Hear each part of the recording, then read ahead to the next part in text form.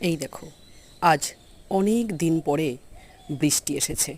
যদিও খুব সামান্য বৃষ্টি, কিন্তু তাতেও দেখো এই গাছপালাগুলো কি আনন্দে দুলে উঠেছে, কত সুখী। আকাশ বাতাস সবাই যেন আজকে অনেক সুখী হয়েছে এই সামান্য বৃষ্টি পড়াতে। ঠিক এরকমভাবে আমরা নিজেরাও সব সময় ভালো থাকব, নিজে সব সময় খুশিতে থাকব। এই ব্যাপারটা কিন্তু খুব সস্তা, এটার জন্য বিশেষ কোনো কষ্ট করতে হয় না। কিন্তু যদি আমি খুশি আছি এটা অন্যকে দেখাতে হয়, তবে সেটা কিন্তু বেশ দামি এবং বেশ খরচার বিষয়ও হয়ে যায়। কেননা তার মতন গাড়ি হতে হবে, তার মতন বাড়ি হতে হবে, তার মতন সুন্দরী হতে হবে, সবই তো অন্যের মতন হতে হবে।